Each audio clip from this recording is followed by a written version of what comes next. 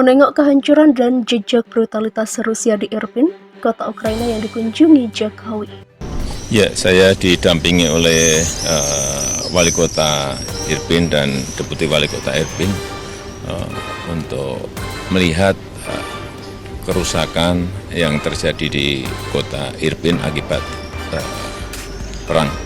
Dan sangat menyedihkan sekali, banyak rumah-rumah yang rusak, kemudian juga infrastruktur yang rusak. Dan kita harapkan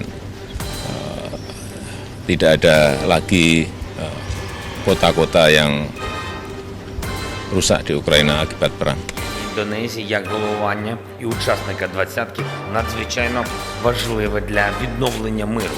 Я вдячний вам, пане президенте, за запрошення, особисте запрошення взяти участь у саміті групи 20. І, звичайно, я приймаю це запрошення. Участь України буде залежати від безпекової ситуації в Україні і від складу учасників саміту.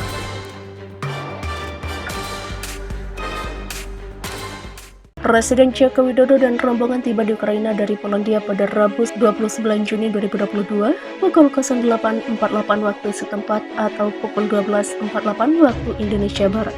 Sebelum menemui Presiden Volodymyr Zelensky, Jokowi terlebih dulu mengunjungi Irpin, kota di pinggiran ibu kota Kiev. Menurut rilis Sekretariat Presiden RI yang diterima Kompas TV, Jokowi meninjau situs apartemen dengan didampingi Ibu Iriana di Irpin. Sang presiden melihat sendiri puing-puing apartemen Lipki yang hancur akibat perang. Kunjungan Jokowi ke Irpin didampingi oleh Wali Kota Irpin Alexander Grigorievich Markusin beserta wakilnya. Pasukan Rusia menyerbu Irpin sejak akhir Februari lalu dalam gerak ofensif untuk menduduki Kiev.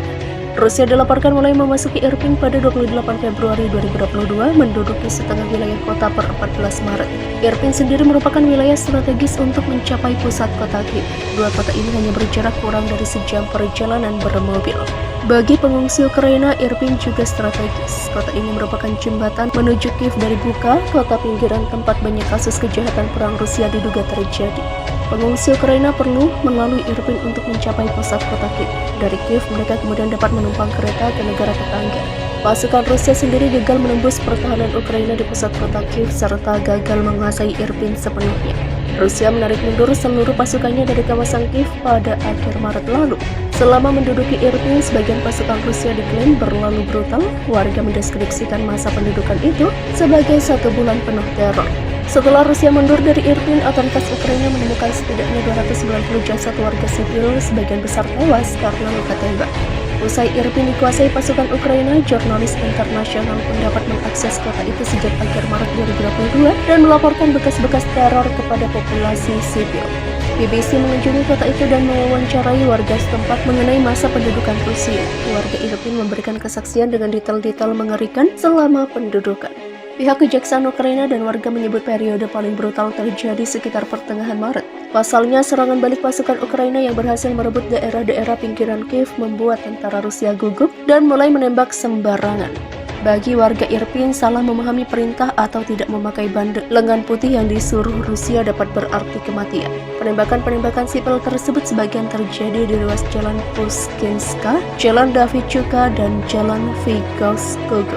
Selama pendudukan, Jalan Pushkinska menjadi jalur arteri vital bagi pengungsi. Dari sini pengungsi bisa pergi ke Jalan Universiletska, lalu menempuh perjalanan singkat ke Jalan Lingkar untuk mencapai wilayah yang dikuasai Ukraina.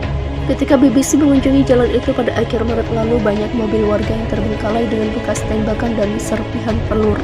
Di Jalan Pushkinska, usai Rusia mundur, hampir setiap rumah menunjukkan bekas kerusakan, banyak di antaranya yang hangus terbakar. Di samping taman kota Irpin dekat perempatan Jalan Pushkinska, seorang pejabat setempat, Artem Hurin, mengaku menemukan mayat-mayat dalam 3 mobil yang rusak serta seorang lansia yang terbujur kaku di jalanan.